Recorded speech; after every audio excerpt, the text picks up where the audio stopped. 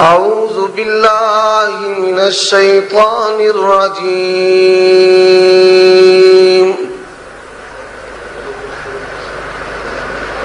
وأقيموا الصلاة وآتوا الزكاة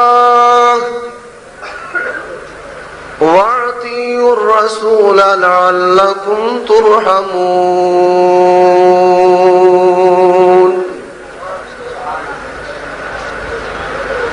اللہ تبارک و تعالی احکم الحاکمین رب العالمین دی حمد و ثنا تو بعد نبیاں دے سردار جناب محمد الرسول اللہ صلی اللہ علیہ وآلہ وسلم دی ذات اقدس تے ان گنت لا تعداد بے شمار درود و سلام ہوں۔ سورت النور دی ایک آیت میں تھوڑے سامنے تلاوت کیتی ہے۔ خطیب میں اردو دا، علماء دا حکم ہے بھئی پنجابی دے اندر بیان کرنا ہے، جے کدے پلیکھا اردو دا بھی لگ جائے تے بھئی درگزر فرمایا جائے۔ برابر سمجھی جانی ہے۔ اچھا جو مناسب سمجھو۔ اچھا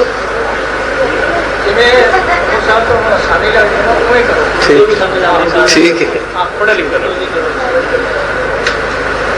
اللہ تبارک و تعالی کی حمد و ثنا کے بعد نبیوں کے امام، پاک بازوں کے سردار، نبی آخر الزمان جناب محمد الرسول اللہ صلی اللہ علیہ وآلہ وسلم کی ذات اقدس پر ان گنت لا تعداد بے شمار درود و سلام ہو۔ سورۃ النور کی میں نے ایک آیت کریمہ تلاوت کی ہے جس میں اللہ تبارک و تعالی نے یہ بات ارشاد فرمائی ہے، نماز قائم کرو، زکوٰۃ ادا کرو۔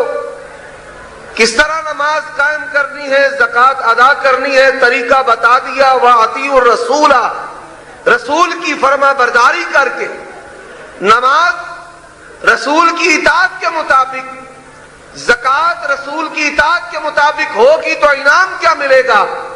لعلکم ترحمون۔ نماز مسنون، نماز محمدی، نماز نبوی ادا کرو گے تو اللہ تم پر رحمت نازل فرمائے گا۔ مجھے جو موضوع دیا گیا ہے وہ ہے نماز محمدی اور نماز حنفی۔ اب اس مختصر وقت میں رسول اللہ صلی اللہ علیہ وآلہ وسلم کی نماز قرآن و احادیث کی روشنی سے بیان کروں گا، اور مروجہ وہ نماز جو بلا دلیل ہے کہ جس کی دلیل نہ اللہ کے قرآن میں ہے نہ نبی کے فرمان میں ہے، جو دیوبندی اور بریلوی پڑھتے ہیں۔ اب چند تمہیدی باتیں سماعت کر لیں۔ پوری روئے زمین پر اسلام کے نام پر جتنے بھی گروہ ہیں، وہ حنفی اشعری ہو، حنفی ماتریدی ہو، حنفی جہمی ہو، حنفی مرجی ہو، حنفی دیوبندی ہو، حنفی حیاتی ہو، حنفی اشاعتی مماتی ہو، حنفی بریلوی ہو، حنفی نقش بندی ہو، حنفی قادری ہو، حنفی سہروردی ہو، حنفی چشتی ہو، کوئی بھی فرقہ ہے، وہ شافعی ہے، وہ مالکی ہے، وہ حنبلی ہے، کوئی بھی گروہ ہے، اس کے اور ہمارے درمیان ایک بنیادی فرق ہے۔ رسول اللہ صلی اللہ علیہ وآلہ وسلم جب اس دنیا سے رخصت ہوئے، آپ نے مکمل دین اپنے صحابہ کو تھما دیا۔ صحابہ نے وہ دین پوری روئے زمین پر پھیلا دیا۔ آج اسلام کی صحیح تصویر، اسلام کا وہ منہج اور رستہ، اسلام کے دلائل صرف اہل حدیث کے پاس ہے، دنیا کے کسی گروہ کے پاس نہیں ہے۔ میں اس کی مثال کرتا ہوں۔ آپ ان سے کہیں کوئی کتاب فقہ حنفی کی ایسی لے آئیں کہ آنکھیں بند کر کے ہم اس پر اعتماد کر لیں. روئے زمین پر رب ذوالجلال کی قسم ہے, حنفیوں کے پاس کوئی ایسی کتاب نہیں کہ آنکھیں بند کر کے جس پر وہ کہے کہ آپ عمل کرنا شروع کر دیں. ہمارے پاس صحیح بخاری بھی ہے, صحیح مسلم بھی ہے. ہدایہ میں کیا لکھا ہے؟ اگر کوئی ذمی نبی کو گالیاں دے, کوئی ذمی, کوئی یہودی عیسائی جو مسلمانوں کی ریاست میں رہتا, اگر وہ ہمارے پیغمبر نبیوں کے امام جناب محمد الرسول اللہ صلی اللہ علیہ وسلم کی گستاخی کرے تو اس کو کچھ نہیں کہا جائے گا. حضرات ذرا اس پر اگلی بات سنیں, ان میں اور ہم میں فرق کیا ہے؟ اشرف علی تھانوی ملفوظات حکیم الامت 26ویں جلد صفحہ نمبر 347 پر کیا لکھا ہے کہ جب میں نے فقہ کی یہ عبارت پڑھی مجھے بڑی غیرت آئی کہ ایک ذمی ہمارے نبی کو گالیاں دے کر دندناتا پھرے, اسے کچھ نہ کہا جائے. جب میں نے سوچا کہ مجھ سے امام کو غیرت آئی تو مجھے غیرت کرنے کی کیا ضرورت ہے؟ جا کر بات لکھا ہے اور یہ اسٹیج جو دے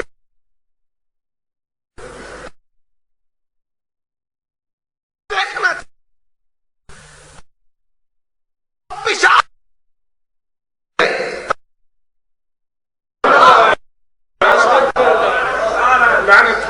جو چاہتا ہے وہ دیکھ سکتا ہے.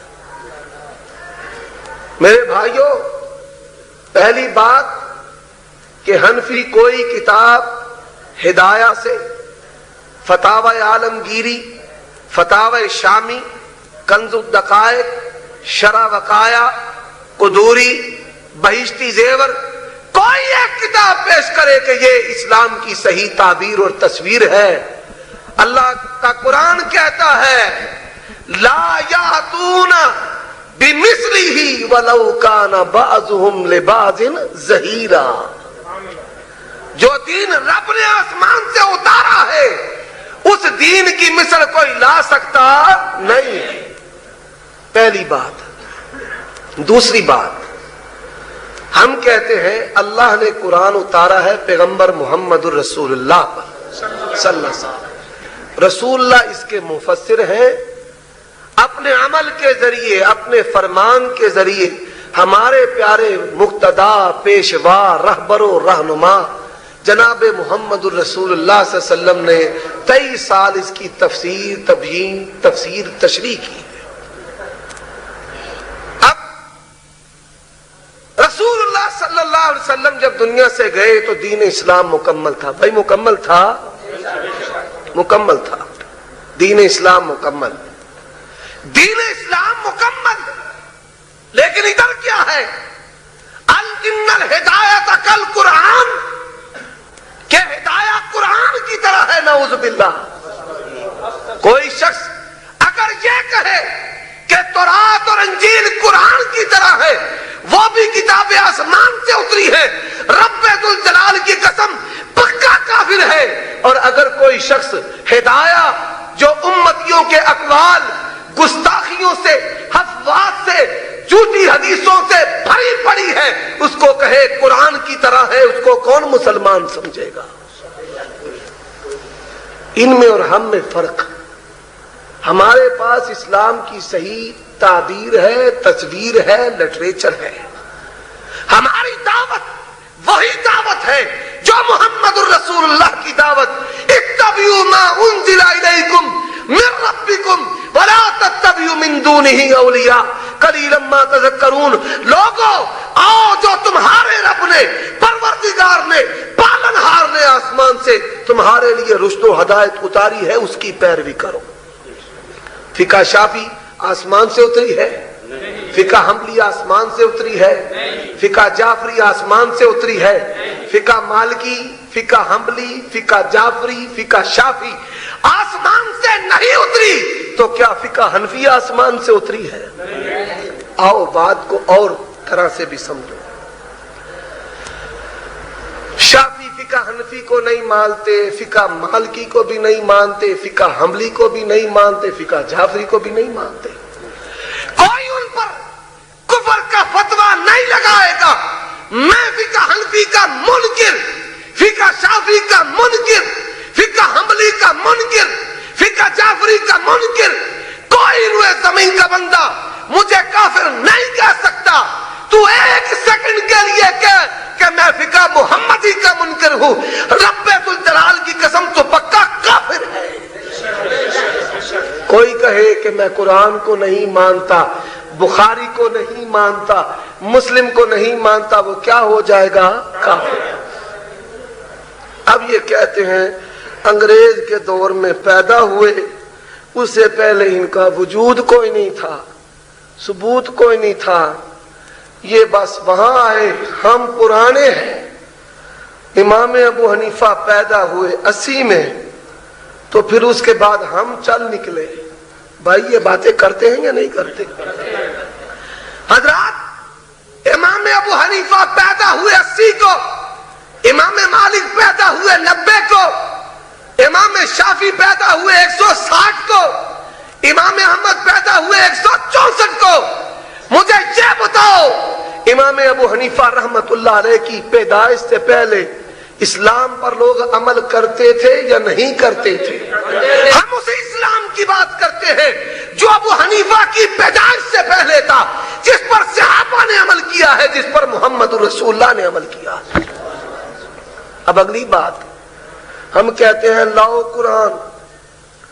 قرآن کہتا ہے والوالدات یرضعن اولادہن حولین کاملین، ماں اپنے بچے کو 2 سال دودھ پلائے. اٹھاؤ تفسیر عثمانی، سورۃ لقمان کی تفسیر میں رب کے قرآن کا انکار کس طرح کیا گیا. رب کہے 2 سال، ابو حنیفہ کہے 2.5 سال. رب کہے ابو حنیفہ کہے، اور تفسیر کرنے والا تمہارا بزرگ وہاں پر لکھتا ہے یہ اللہ نے جو لکھ دیا ہے نا، یہ عرب کا ایک دستور تھا، رواج تھا. نعوذ باللہ. رب کے قرآن کی تضحیق کرنا، استہزاء کرنا، ڈیگریڈ کرنا. اور آگے کیا لکھا ہے؟ امام ابو حنیفہ کہتے ہیں 2.5 سال. ان کے پاس کوئی دلیل ہوگی؟ اب جہاں شیعہ کا 12واں امام قرآن لے کر چھپا بیٹھا ہے، وہیں پر ان کی یہ دلیل بھی چھپی ہوئی ہے. حضرات ذرا توجہ فرمائیں. ہم کہتے ہیں لاؤ قرآن کو. قرآن الطلاق مرتان فإمساک بمعروف أو تسریح بإحسان، بسم اللہ کی بات سے لے کر والناس کی سیر تک پورا قرآن پڑھتے چلے جاؤ، تمہیں کوئی طلاق ایسی نہیں ملے گی جو پہلی بھی ہو آخری بھی ہو. قرآن تائید کرتا ہے اہل حدیث کی، تمہاری تائید کرتا نہیں. تم کہتے ہو ایمان بڑھتا بھی نہیں کم بھی نہیں ہوتا، تو اللہ کا قرآن کیا کہتا ہے؟ وَإِذَا تُلِيَتْ عَلَيْهِمْ آیاتنا، جب اہل ایمان پر ہماری آیات پڑھی جاتی ہے، فزادتہم ایمانا، ان کا ایمان کیا ہو جاتا ہے؟ زیادہ ہو جاتا ہے. یہ کیا کہتے ہیں؟ دل تھام کر سنو. انہوں نے لکھا ہے حضرت ابو بکر کا اور شیطان کا ایمان برابر ہے. نعوذ باللہ، استغفر. کوئی مائی کا لالا، کوئی غیرت مند جو بندی اگر میرے رسالے کو غلط ثابت کر دے تو چوراہے میں میری سزا گولی ہے. اور اگر یہ حوالہ نکل آئے تو غیرت ایمانی کا تقاضا ہے اپنے ایمان کو بچانے کے لیے مسلک اہل حدیث کو قبول کر لو.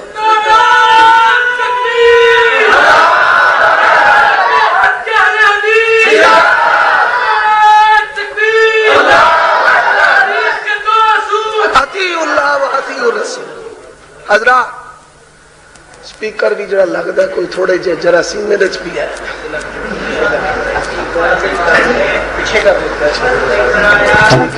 حضرات آگے ذرا بات تمہید آگے بات چلتی ہے. یہیں پر بس نہیں کہا ایمان و آدم و ایمان و ابلیس واحد. آدم علیہ السلام کا اور ابلیس شیطان کا ایمان برابر ہے. نعوذ باللہ. لاؤ قرآن، لاؤ صحیح بخاری. اب ہم کہتے ہیں بھئی قرآن بھی لے آؤ، احادیث بھی لے آؤ. تم اپنے عقائد اعمال احادیث پر پیش کرو. تم عقیدے میں بھی یتیم ہو اور اعمال میں بھی یتیم ہو. سنو اہل حدیثو، آج میں نے تمہیں ذرا منہج بھی بتانا ہے. ان کو کہو جاؤ اپنے عقیدے کی کتاب لے کر آؤ. دوسری صدی کون سی ہے بھائی؟ پہلی صدی عقیدے کی کتاب قرآن حدیث جو آج تک ہمارے پاس محفوظ ہے. اللہ محدثین پر کروڑوں رحمتیں کرے. انہوں نے عقائد پر بھی کتابیں لکھی ہیں، مسائل پر بھی کتابیں لکھی ہیں. کتاب الاصل ابن ابی شیبہ رحمت اللہ علیہ کی، کتاب السنہ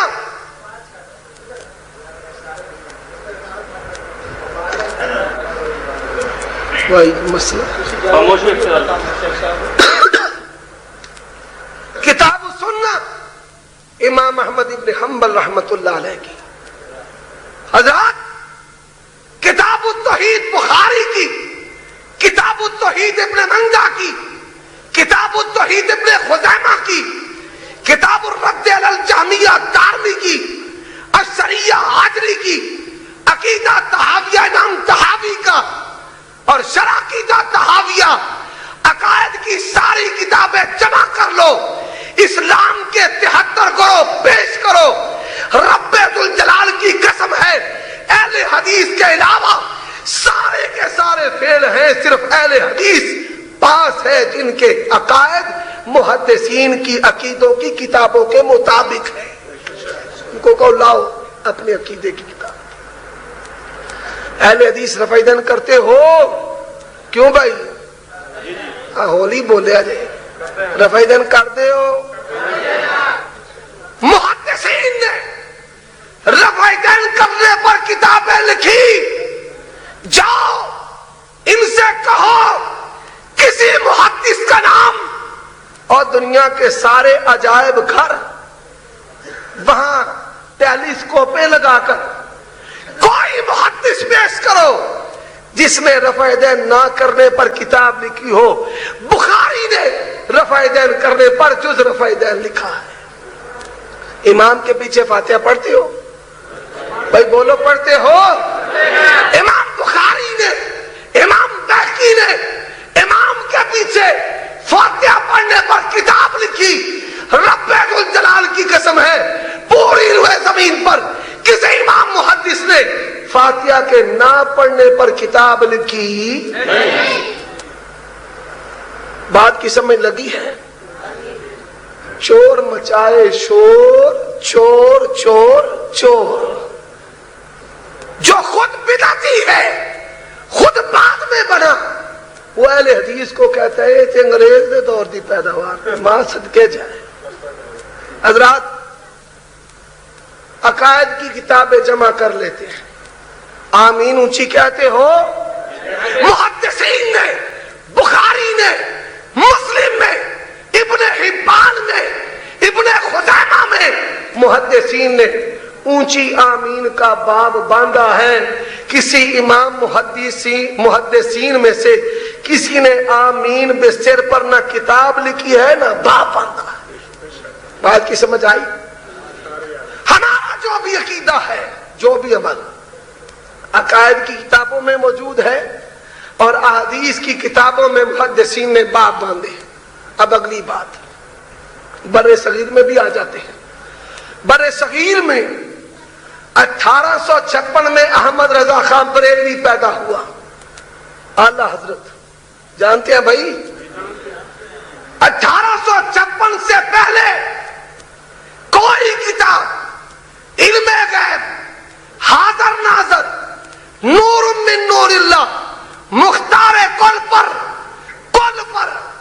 10ویں پر 40ویں پر 11ویں پر جا کر انڈیا آفس لائبریری لندن کا لٹریچر سارا کنگال ڈالو، کوئی ایک کتاب پمفلٹ صفحہ سطر بھی بریلویت کی آپ کو 1856 سے پہلے اس بر صغیر میں نظر آئے گی نہیں۔ کبھی کسی بریلوی کو کہو کہ ہم جو کرتے ہیں لے کر آتے ہیں رسول اللہ سے، لے کر آتے ہیں صحابہ سے، لے کر آتے ہیں ائمہ محدثین سے، لاؤ نا کہ کسی امام محدث نے علم غیب پر باب باندھا ہو، نور اللہ پر باب باندھا ہو، اور یہ تھے کوئی گرجا ہے آلے کو لے کیوں جی، کوئی شہر میں تو ہوگا نا، جاؤ کسی گرجے میں چلے جاؤ، عیسائی پادری سے پوچھو کہ کیا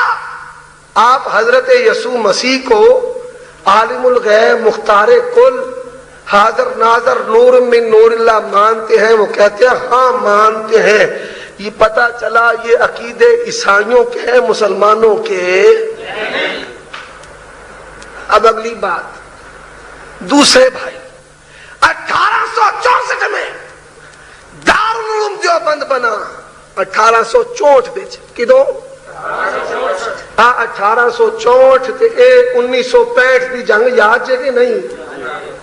1864 تے 1964 کنا بھائی ہو گیا 100 سال تے 64 تو تے 2009 100 تقریباً 40 سال کنے 140 سال سے پہلے پورے بر صغیر میں نہیں پوری دنیا پر دیوبندی مذہب کا کوئی وجود نہیں تھا، کوئی عقیدے کی کتاب نہیں تھی، کوئی ان کا نام نہیں تھا، کسی مسجد پر جامع مسجد حنفی دیوبندی لکھا ہوا نہیں تھا۔ اہل حدیث تھے، بتاؤ تھے، سنو، سید فاخر الہ آبادی، سید فاخر شاہ ولی اللہ پیدا نہیں ہوئے، انگریز ابھی نہیں آیا، یہ تو کہتے نا انگریز کے دور میں۔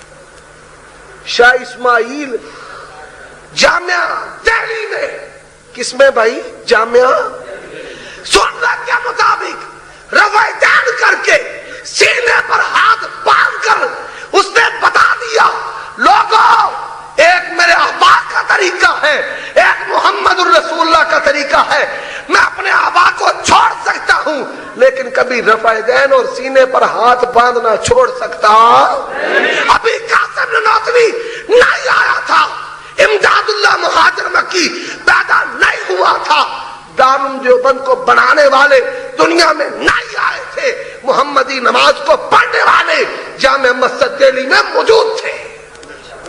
اب اگلی بات بھی سننا، بات ہے نماز محمدی کی، میں نے لانا بھی وہیں پر ہے، یہ ساری تمہید میں نے جی ٹھیک۔ اب بھائی بات ہے نماز محمدی کی، یہ پنجاب لائبریری لاہور کبھی جانے کا اتفاق ہو تو ان سے کہیں سید فاخر الہ آبادی رحمت اللہ علیہ کا جو رسالہ نجاتیہ ہے وہ ہمیں دکھائیں، رسالہ نجاتیہ، رسالہ بولو بھائی، رسالہ، ان سے کہے آپ ہمیں دکھائیں اس میں کیا لکھا ہے۔ لوگوں، اہل حدیث نبی کی جماعت ہے، اہل حدیث قرآن و سنت کو ماننے والے ہیں، دین میں کسی کی تقلید جائز نہیں۔ اور پھر فارسی کے شعر کہے ما اہل حدیثین دغارہ نہ شناسین بقول نبی چوں چرا نہ شناسین، میں اہل حدیث ہوں، دغاباز نہیں، جہاں نبی کی بات آ جائے وہاں یعنی کہ چونکہ چنانچہ کرتا۔ علم اور ہم میں فرق یہ ہے، رب جاتا ہے جائے، نبی جاتا ہے جائے، تھانوی نہیں جانا چاہیے، ہم کہتے ہیں پورا جہان جاتا ہے جائے۔ جائے پر دامن مصطفیٰ جانا چاہیے نہیں. اور حضرات اب اگلی بات نماز محمدی. حضرت مالک ابن حویرث رضی اللہ تعالی عنہ آپ کے مزاج سے ذرا معلوم ہوتا ہے کہ ٹھوکا ٹھاکی دھواں شوں شاں آپ زیادہ پسند کرتے ہیں. اب یہ علمی باتیں ہیں, توجہ فرمائیں. مالک ابن حویرث رضی اللہ تعالی عنہ کہتے ہیں نحنو شبابتم متقاربون اقمنا عند رسول اللہ صلی اللہ علیہ وسلم 20 لیلہ. ہم نوجوانوں کی جماعت نبی کے پاس ٹھہرے 20 رات. جب ہم واپس جانے لگے تو اللہ کے پیغمبر صلی اللہ علیہ وسلم نے کہا صلو کما رأیتمونی اصلی, نماز ویسے پڑھنا جیسے مجھے پڑھتے ہوئے دیکھا. عبداللہ ابن مسعود نے بیان کیا اللہ کے پیغمبر نے کیوں کہا کہ نماز ویسے پڑھنا جیسے مجھے پڑھتے ہوئے دیکھا. کیوں کہ رب نے کہہ دیا واقیموا الصلاۃ وآتوا الزکاۃ وأطیعوا الرسول. اے مومنوں, میں نے نماز وہ قبول کرنی ہے جو نبی کی اطاعت کے مطابق ہوگی, جو نبی کی اطاعت کی. اور عبداللہ ابن مسعود کہتے ہیں صحیح مسلم کی حدیث لو ترکتم سنت نبیکم لضللتم. لوگوں اگر اپنے پیغمبر کی سنت چھوڑ دو گے تو گمراہ ہو جاؤ گے. کیا ہو جاؤ گے؟ گمراہ ہو جاؤ. اب پہلا مسئلہ ہے تیمم کا. پہلا مسئلہ بھائی کیا میں نے بتایا ہے؟ تیمم. اللہ نے قرآن مجید میں فرمایا ہے کہ اگر آپ کو پانی نہ ملے فَإِن لَّمْ تَجِدُوا مَاءً فَتَيَمَّمُوا صَعِيدًا طَيِّبًا. اگر آپ کو پانی نہ ملے تو آپ پاک مٹی سے کیا کر سکتے ہیں؟ تیمم. اب حضرات یہ میرے ہاتھ میں کتاب ہے در مختار, فتاوی عالمگیری در مختار میں ہے. کتے پر جو گرد ہو, کتے پر جو گرد ہے, سور دے اتنے جڑا کٹا پیا ہے, کتے پر سور پر صرف یہاں تک ہی نہیں اگلی گندگی بھی سماعت کر لیں. عورت کے چہرے پر جو گرد پڑی ہے آپ اس کے ساتھ تیمم کر سکتے ہیں. نعوذ باللہ. اللہ کا قرآن کیا کہتا ہے؟ فَتَيَمَّمُوا صَعِيدًا طَيِّبًا. پاک مٹی ہو. یہ کہتا ہے سور پر, کتے پر جو گرد پڑی ہوئی ہے اس کے اوپر ہاتھ مارو اور تم تیمم کر کے نماز ادا کر لو. اب اگلی بات ہے وضو کی. میں نے بس ایک دو مثالیں دینی ہیں, بڑی لمبی تفصیل ہے. سنگورانا سرگودا میں شاہ صاحب سے وہ ایک مثال ہے کجا رام رام کجا کہتا ہے. میں کہتا ہوں کجا اللہ اللہ, کجا ٹینڈر, کہاں محقق اہل حدیث سید سبتان شاہ نقوی اور کہاں الیاس گمن ذات دی کوڑ کلی تے چھتیرا نو. میں کیوں کہتا ہوں حضرات, ہمارے ہاں جو بڑا دین کا عالم ہو, فاضل ہو, محقق خطیب وہ ہوتا ہے, مناظر وہ ہوتا ہے. شاہ صاحب محقق خطیب بھی ہیں, فاضل مناظر بھی ہیں, قرآن و حدیث کو جاننے والے, علوم کو جاننے والے.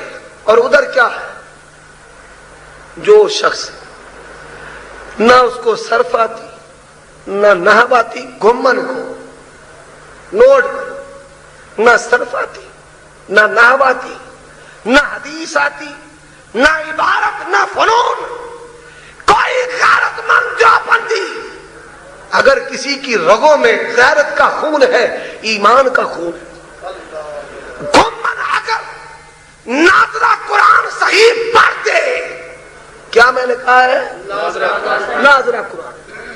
اور ناظرہ قرآن اگر صحیح پڑھ دے تو ہم اس کو مناظرہ مان لیں گے. رب الجلال کی قسم ہے گمن کو ناظرہ قرآن بھی آتا ہو نہیں. جاؤ تمہارے تھانوی اشرفیہ والے تمہارے جج تمہارے قاری کہہ دے کہ گمن کو ناظرہ قرآن پڑھنا آتا ہے، اور جب ہمارا شیر شاہ کھڑا ہوتا ہے قرآن کی بہاریں لگا دیتا ہے. فرق ہے یا نہیں ہے؟ اب مسئلہ کیا ہے؟ شاہ صاحب سے مناظرہ کرنا ہے. بھائی شاہ صاحب کو عرب و عجم جاننے والے ہیں، ساڈی بھی مشہوری ہو جائے گی، ساڈی بھی مشہوری ہو جائے گی. یہ ان کی حالت ہے. اپنی اوقات دیکھو، علم دیکھو اور دعوے اور گالیاں دے کر نکل جانا. اگر اتنی غیرت ہی ہم آئے بیٹھے ہیں اور اتنے پیچھے پورے پنجاب میں کہیں گجرات، کہیں شیخوپورہ، کہیں بہاول نگر، کہیں ملتان، یہ فقیر پیچھے ہے. اللہ کی توفیق سے یہ مر سکتا ہے، عقائد اور نماز پر اہل حدیث کے ساتھ مناظرہ کر سکتا نہیں. نعرہ تکبیر، نعرہ تکبیر. آج تو ہوگی، آج تو ہوگی، آج تو ہوگی. حضرات، حضرت مولانا عمر صدیق صاحب یہ میرے ہاتھ میں کتاب ہے علم الفقہ. کیا ہے کتاب کا نام؟ علم الفقہ. مفتی شفیع کراچی والے جو مفتی تقی عثمانی کا باپ ہے، پورے دیوبندی مولوی ایک پلڑے میں ڈال دیا جائیں، یہ مفتی شفیع سب سے بھارا. یہ اس نے اس کتاب کی تصدیق کی ہے. اور اس کتاب میں کیا لکھا ہے؟ اگر کوئی شخص مردہ جانور کے ساتھ، گدی کے ساتھ، کتی کے ساتھ وضو کی حالت میں بدکاری کرے گا، اس کا وضو نہیں ٹوٹے گا. یہ کتاب ہے، دیکھ سکتا. اور اللہ کے پیغمبر کیا کہتے ہیں؟ شرمگاہ سے شرمگاہ مل جائے وضو ٹوٹ جائے گا. وہ شرمگاہ کسی انسان کی ہو، جانور کی ہو، نبی کا یہ فرمان ہے. حدیث کے مقابلے میں یہ کہتا ہے وضو کی حالت میں بدکاری کرتے چلے جاؤ، تمہارا وضو نہیں ٹوٹے گا. گمن صاحب آؤ، جو میرے نبی کی شریعت ہے میں بغیر تول اس کا قائل و فاعل اور اس پر عمل کرتا ہوں الحمدللہ. لیکن جو تمہاری شریعت ہے ذرا اس پر بھی عمل کر کے دکھاؤ، دعوت دو اس کو. تو گدا گدی کو مری ہوئی اور پلاؤ کہ جناب اپنی فقہ پر عمل کر کے دکھائیں. شریعت عمل کے لیے ہے. شریعت کس کے لیے ہے؟ عمل کے لیے. اگلی بات یہ کرتے ہیں گردن کا مسح. کیا کرتے ہیں؟ گردن کا مسح. وضو میں بھائی گردن کا مسح کرتے ہیں. اللہ کے پیغمبر کا جو وضو ہے، صحیح بخاری، صحیح مسلم، سارے صحابہ، سارے تابعین، سارے ائمہ محدثین، وہ گردن کے وضو میں گردن کے مسح کے قائل نہیں ہیں. اور یہ کرتے ہیں گردن کا مسح. ان کے اپنے بزرگوں نے لکھا ہے، اپنوں نے. یہ انشاءاللہ حوالہ مناظرہ میں ہوگا کہ کن کن نے لکھا ہے. اپنوں نے لکھا ہے کہ گردن کا جو مسح ہے وہ بدعت ہے. صرف ایک نام پیش کرتا ہوں، مجدد الافسانی حنفی، جس کو بہت بڑا مجدد مانتے ہیں 12ویں صدی کا. وہ لکھتے ہیں کہ گردن کا مسح کیا ہے؟ بدعت ہے. اب اگلی بات یہ کہتے ہیں پگڑی پر مسح جائز نہیں ہے. پگڑی پر مسح جائز نہیں. اللہ کے پیغمبر نے، صحابہ کرام نے پگڑی پر مسح کیا. صحیح بخاری میں حدیث ہے، پیغمبر عمل کرتا ہے، صحابہ عمل کرتے ہیں. حنفی کہتا ہے پگڑی پر مسح کرنا نہیں. اگر پگڑی پر مسح کیا تمہارا وضو نہیں ہوگا. نبی پگڑی پر وضو کر کے نمازیں پڑھتا ہے. یہ کہتا ہے اگر پگڑی پر وضو کرے، مسح کرے تو اس کا وضو ہوگا؟ وضو نہیں تو نماز بھی؟ یہ فتویٰ نبی پر لگتا ہے۔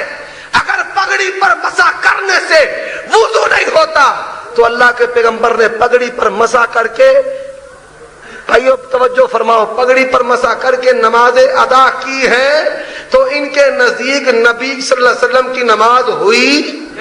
حضرات آگے چلتے جائیں۔ یہ ہے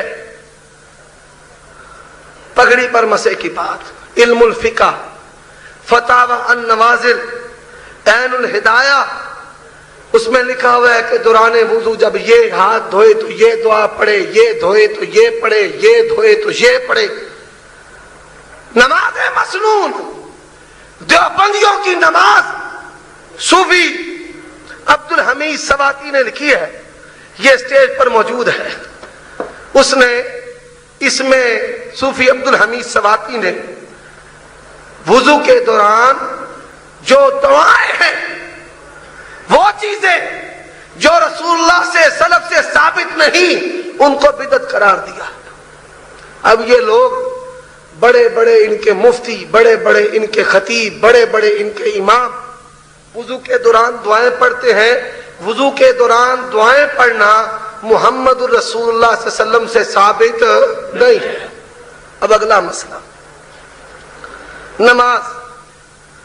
اللہ تبارک و تعالیٰ نے قرآن مجید میں یہ بات ارشاد فرمائی ہے، وَثِيَابَكَ فَطَهِّرْ، نماز کے لیے اپنے کپڑوں کو پاک کرو۔ اور ادھر کیا لکھا ہے در مختار میں، ہدایہ میں، 1 درہم کے برابر اگر گندگی لگی ہو تو اس کے ساتھ نماز ہو جاتی ہے۔ اللہ کا قرآن کہے کپڑوں کو پاک کرو، یہ گندے کپڑوں میں نماز پڑھنے کا فتویٰ دے کہ نماز ہو جاتی ہے۔ اب اہل حدیث کا عمل بھی، اہل حدیث کا فتویٰ ہے لباس پاک صاف ہو۔ اگر ایک جز بھی گندا ہو لباس کا، نماز نہیں ہوگی۔ یہ کہتا ہے 1 درہم کے برابر، 1 درہم کے برابر اگر پخانہ لگا ہو کپڑوں پر تو نماز ہو جائے گی۔ اب اگلی بات، یہ میرے ہاتھ میں نماز سنت کے مطابق پڑھی، اس میں لکھا ہوا ہے کہ اپنے پاؤں کے درمیان 4 انگلیوں کا فاصلہ رکھے، 4 سے 6 انگلیوں کا۔ یہ ان کا عمل ہے۔ سنن ابی داؤد اور مصنف ابن ابی شیبہ، مسند احمد ابن حنبل میں اللہ کے پیغمبر کا حکم ہے کندھوں کے ساتھ کندھے اور پاؤں کے ساتھ پاؤں ملاؤ۔ پیغمبر کا حکم کندھے کے ساتھ کندھا اور پاؤں کے ساتھ پاؤں ملانے کا۔ کبھی کسی حنفی کو کندھے کے ساتھ کندھا اور پاؤں کے ساتھ پاؤں ملانے کی توفیق نہیں ہوئی۔ حضرات ذرا بات آگے چلتی جائے۔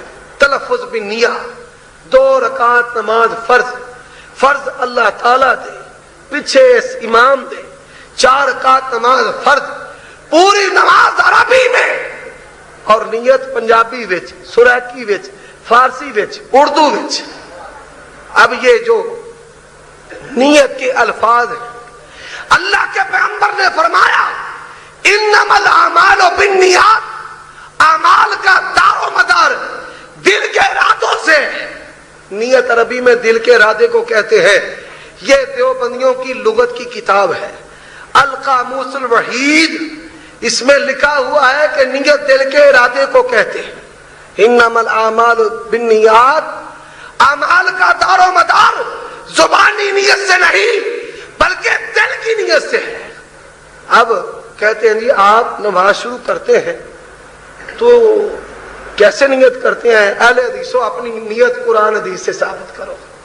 کبھی پیڑ پڑ جائے سامنے ہو پھر ہم بتائیں۔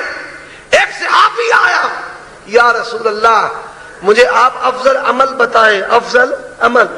آپ نے فرمایا الصلاۃ علی وقتہا، نماز کو نبی نے عمل کہا اور فرمایا انما الاعمال بالنیات، کہ اعمال کا دار و مدار کس سے ہے؟ دل کے ارادے سے۔ نیت نہیں کہنا، نیت عربی کا لفظ ہے دل کا ارادہ.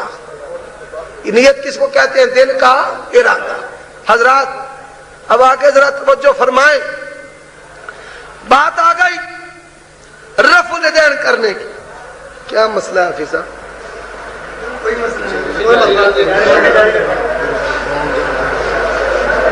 سارے ساتھی نے توجہ پوچھی. سارے بیٹھے اور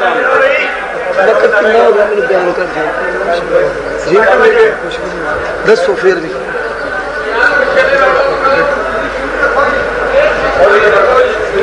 حضرات توجہ فرمائیں. بھائیو توجہ کرو. یہ شیطان کی کوشش ہے کسی طرح بیان خراب ہو جائے. توجہ کرو.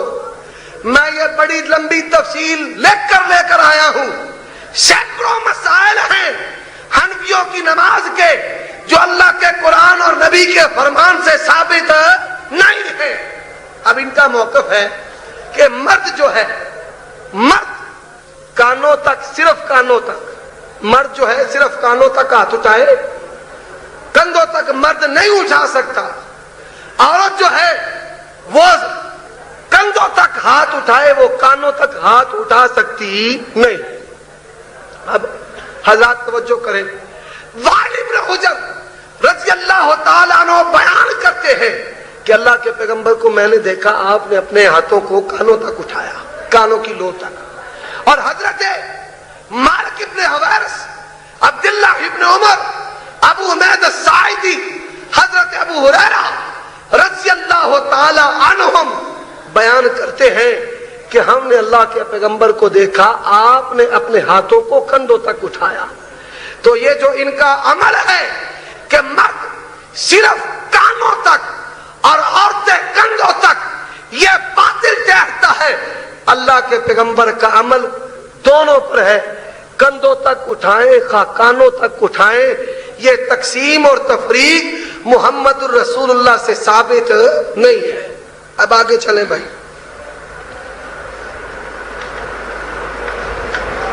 سنن ابی داؤد میں ابن حبان میں ابن خزیمہ میں مسند بزار میں صحیح مسلم میں حدیث آتی ہے کہ اللہ کے پیغمبر جب نماز شروع کرتے بھائی یہ ساتھی بھائی توجہ کے ساتھ بیٹھے اللہ کے بندو.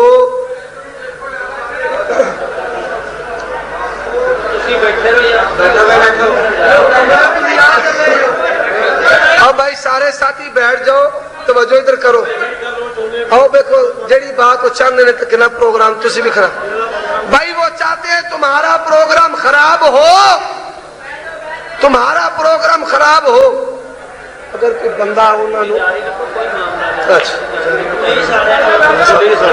پولیس سال ہے انہوں نے کہا دیا. اب بھائیوں وہ پروگرام خراب کرنا چاہتے ہیں آپ بیٹھ کر سنو.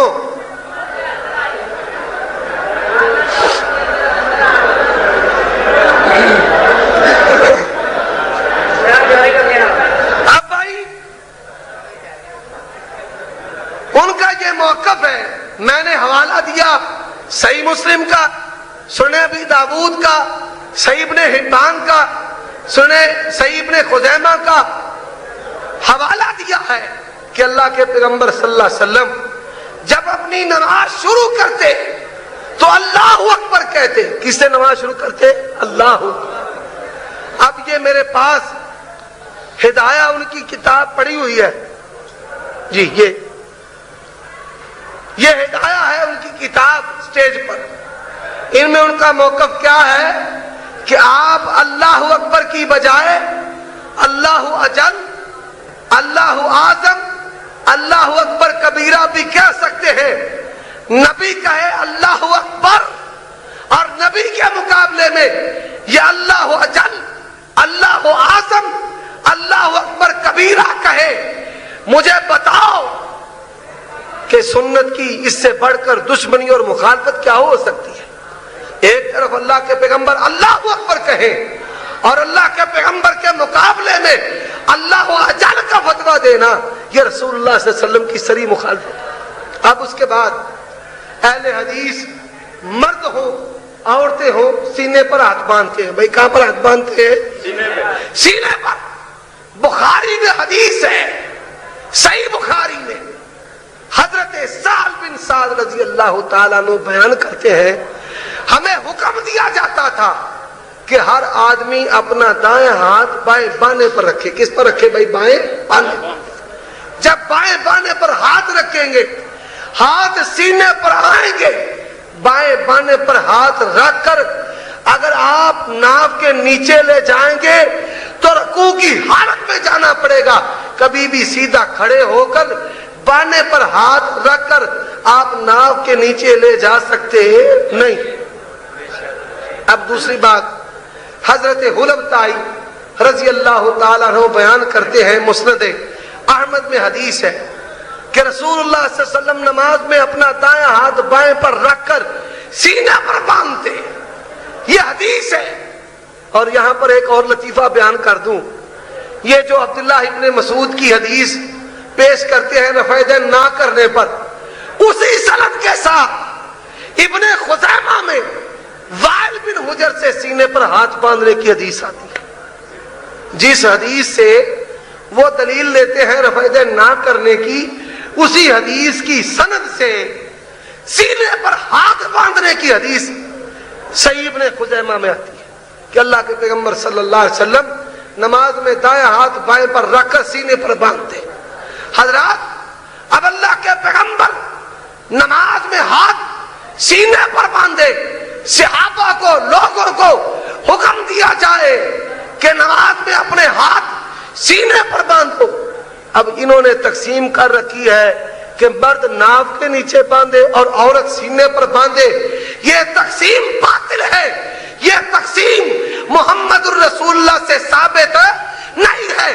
قیامت آ سکتی ہے, سورج اپنی جگہ چھوڑ سکتا ہے, کوئی حنفی عورت سینے پر ہاتھ باندھے اس کی دلیل محمد الرسول اللہ صلی اللہ علیہ وسلم سے پیش کر سکتا کوئی صحیح حدیث ناف کے نیچے ہاتھ باندھنے کی پیش کر سکتا نہیں. عبد الحی حنفی لکھنوی کہتے ہیں وہ شخص جو سینے پر ہاتھ باندھتا ہے وہ نبی کی سنت پر عمل کرتا ہے. اور رفع دین, نبی صلی اللہ علیہ وسلم جب نماز میں شروع رفع دین کرتے تو کس طرح اپنی ہتھیلیوں کو یوں قبلہ کی طرف کرتے, کانوں کو یوں ہاتھ, ایسے ہاتھ اللہ کے پیغمبر لگاتے نہ. اب جو رفع دین جس طرح رسول اللہ نے شروع میں کیا, ابھی چند دن قبل لاہور میں ایک جگہ مناظرہ ہوا ہے ڈیفنس میں میرا ان کے مفتی آصف کے ساتھ. 1.5 گھنٹہ گفتگو کے بعد گھر کا مالک دیوبندی کھڑا ہو گیا, کہنے لگا دیوبندیوں تم جھوٹے ہو, اہل حدیث سچے ہیں, رفع دین کرنا پیغمبر کی سنت ہے.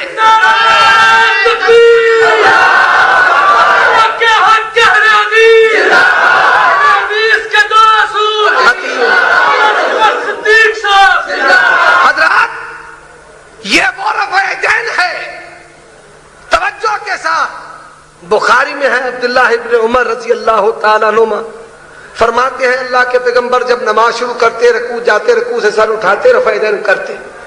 حضرت مالک بن حویرث رضی اللہ تعالیٰ عنہ بیان کرتے 9 ہجری میں آئے, نبی کی وفات سے 1 سال قبل اللہ کے پیغمبر جب نماز شروع کرتے رکوع جاتے, رکوع سے سر اٹھاتے, رفع دین کرتے. صحیح مسلم ہے, ہاتھ باندھنے کا باب ہے, وہاں حدیث وائل بن حجر ہے. یہ وائل بن حجر کون ہے؟ جو 9 ہجری میں نبی کی وفات سے 1 سال پہلے مسلمان ہوئے. یہ کہتے ہیں اللہ کے پیغمبر صلی اللہ علیہ وسلم جب نماز شروع کرتے رکوع جاتے, رکوع سے سر اٹھاتے, رفع دین کرتے. اور یہ سٹیج پر صحیح ابن حبان میرے ہاتھ میں موجود ہے, وائل بیان کرتے ہیں نبی کی وفات والے سال 10 ہجری میں آیا تو سردیوں میں نے دیکھا اللہ کے پیغمبر صلی اللہ علیہ وسلم اپنی چادر سے ہاتھ نکال کر رفع دین کرتے اور پھر رکوع کرتے, اور رکوع سے ہاتھ جب اٹھتے تو رسول اللہ صلی اللہ علیہ وسلم ہاتھ اٹھا کر رفع دین کرتے. یہ اب اس کے بعد حضرت ابو ہریرہ چوتھے صحابی سنن ابی داؤد حضرت علی 5ویں صحابی، سنن ابی داؤد جامع ترمذی بیان کرتے ہیں اللہ کے پیغمبر جب نماز شروع کرتے رکوع جاتے، رکوع سے سر اٹھاتے، رفع دین کرتے. اور ابو حمید الساعدی رضی اللہ تعالیٰ عنہ، یہ نماز مدلل والا حنفی کہتا ہے ابو حمید کی حدیث صحیح ہے. حضرت ابو حمید الساعدی 10 صحابہ کی موجودگی میں نبی کی نماز بیان کرتے اور کہتے اللہ کے پیغمبر نماز شروع کرتے، رکوع جاتے، رکوع سے سر اٹھاتے، 2 رکعتوں کے بعد رفع دین کرتے. 6 صحابہ کرام اور 10 صحابہ تصدیق کرتے ہیں بالکل اسی طرح اللہ کے پیغمبر نے نماز پڑھائی. تو کتنے صحابہ ہو گئے؟ 16. کتنے ہو گئے بھائی؟ 16. حضرات سنیں ابن ماجہ جابر ابن عبداللہ رضی اللہ تعالی عنہما بیان کرتے ہیں اللہ کے پیغمبر جب نماز شروع کرتے، رکوع جاتے، رکوع سے سر اٹھاتے، رفع دین کرتے. ابو موسیٰ اشعری رضی اللہ تعالیٰ عنہ سنن دارقطنی ہے بیان کرتے ہیں اللہ کے پیغمبر جب نماز شروع کرتے، رکوع جاتے، رکوع سے سر اٹھاتے، رفع دین کرتے. اور پھر سنن کبریٰ بہقی ہے امام ابو حنیفہ رحمت اللہ علیہ کے استاد عطا بن ابی رباح جن کے متعلق کہتے ہیں ما رأیت افضل من عطا، میں نے عطا سے افضل آدمی دیکھا ہی نہیں ہے. وہ عطا بیان کرتے ہیں کہ میں نے حضرت عبداللہ بن زبیر، حضرت اسماء بنت ابی بکر، نبی پاک کی سالی کے بیٹے جو مدینہ میں سب سے پہلے پیدا ہوئے، جن کے وجود سے سیدہ عائشہ رضی اللہ تعالیٰ عنہ نے ام عبداللہ کنیت رکھی. میں نے صحابی کے پیچھے نمازیں پڑھی تو وہ نماز شروع کرتے، رکوع جاتے، رکوع سے سر اٹھاتے، رفع دین کرتے. اور عبداللہ ابن زبیر کہتے ہیں لوگوں میں نے اپنے نانا ابو بکر کے پیچھے نمازیں پڑھی ہیں. ابو بکر رکوع جاتے، رکوع سے سر اٹھاتے، رفع دین کرتے. اور ابو بکر کہتے ہیں لوگوں میں نے امام الانبیاء جناب محمد الرسول اللہ کے پیچھے نماز پڑھی ہے. اللہ کے پیغمبر صلی اللہ علیہ وسلم رکوع جاتے، رکوع سے سر اٹھاتے، رفع دین کیا کرتے تھے. نبی کا رفع دین کرنا 10 ہجری تک کرنا، نبی کے بعد ابو بکر کا کرنا، ابو بکر کے بعد عبداللہ بن زبیر کا کرنا، ابو حنیفہ رحمہ اللہ کے استاد کا کرنا. یہ بات بچن ہے، یہ بات دلیل ہے اللہ کے پیغمبر نے رفع دین چھوڑی ہی نہیں. اور امام بخاری نے اس پر کتاب لکھی ہے کہ رفع دین کرنا رسول اللہ صلی اللہ علیہ وسلم کی سنت ہے. اب نبی کی سنت کا انکار کرنا، مذاق اڑانا، کہنا مکیے چلتے ہیں.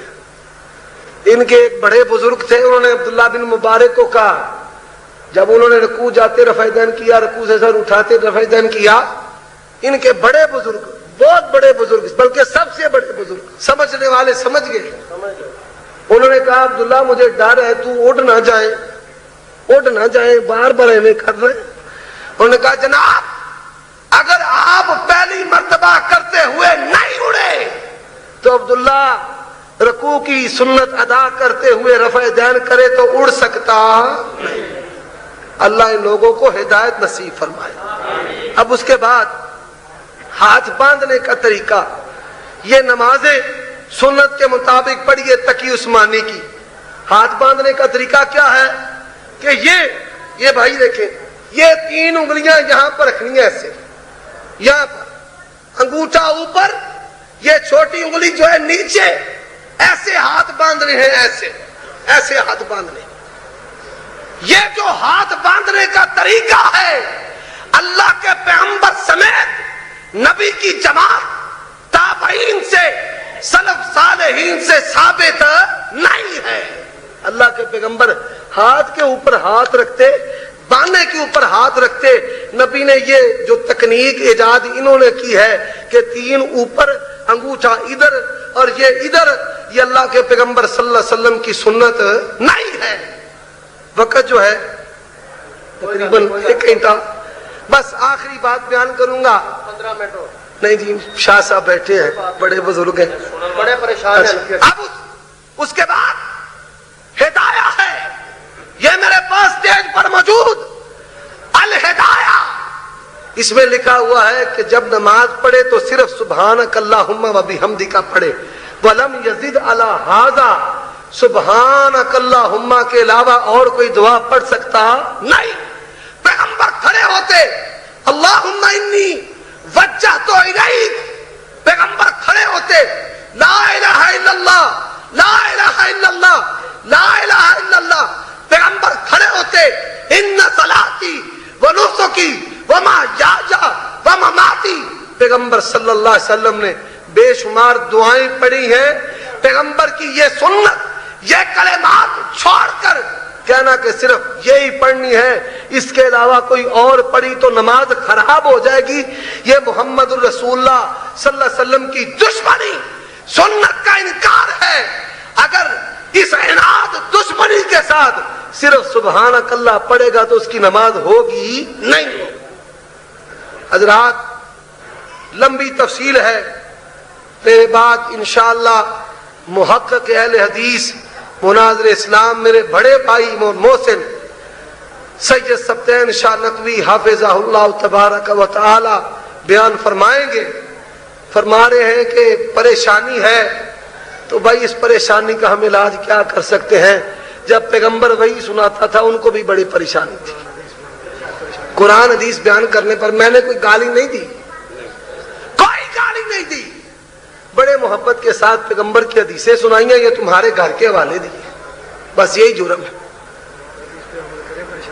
تو انشاءاللہ آپ مسلک اہل حدیث کو قبول کریں، قرآن حدیث پر عمل کریں، ساری پریشانیاں ختم ہو جائیں گی اللہ کے فضل و کرم سے۔ اور رہی یہ بات کہ مناظرہ تو ہماری تو کہتے ہیں ہم تو مائل بکرم ہیں، کوئی سائل ہی نہیں، راہ دکھلائیں کسے، کوئی رہروے منزل ہی نہیں، یہ مر سکتے ہیں، زہر کا پیالہ پی سکتے ہیں، کبھی نماز نبوی اور نماز حنفی پر مناظرہ کر سکتے نہیں ہے۔ قیامت کی صبح آ جائے گی، نہ تمہارے پچھلوں نے کبھی کیا، نہ اب کریں گے، نہ آئندہ کریں گے۔ فَإِن لَّمْ تَفْعَلُوا وَلَن تَفْعَلُوا فَاتَّقُوا النَّارَ الَّتِي وَقُودُهَا النَّاسُ وَالْحِجَارَةُ أُعِدَّتْ لِلْكَافِرِينَ سبحان ربك رب العزة عما يصفون وسلام على المرسلين والحمد لله رب العالمين۔